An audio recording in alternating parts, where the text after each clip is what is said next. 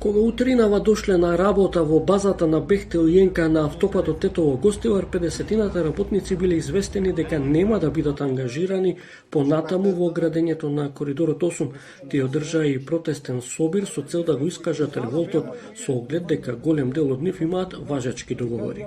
Има колеги кои што има до 4, 5, 6, 7 месец имаа договор, имка ни рекоа вика толку.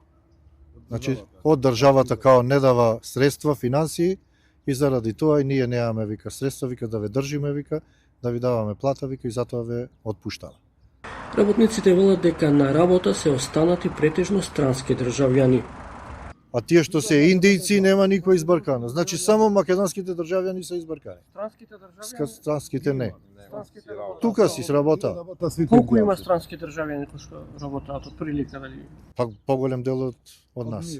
Наши работници, значи македонци, албанци од Македонија, ние не сме ни 5% тука. Значи требаше 70-30, тука е контра, значи. Ние ни 5% не сме тука вработени. И сите денеска добивме отказ, значи ни бркат од работа.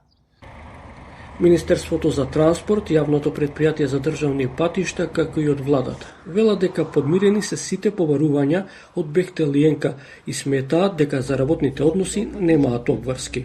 Владата не должи ниту фенинг, ниту денар кон компанијата Бехтел Јенка, така што работниците своите права треба да си ги бараат во менаџментот на Бехтел Јенка и оние кои што го потпишаат тој договор со Бехтел Јенка.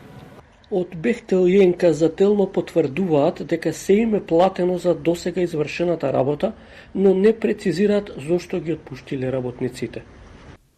Тесно соработуваме со владата на Северна Македонија за да ги усогласиме градежните активности со тековните национални приоритети.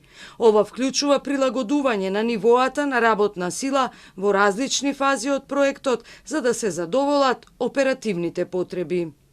Воедно вела дека со владата продолжуваат со градењето автопати низ државата и оценуваат дека Коридор 8 има добар напредок.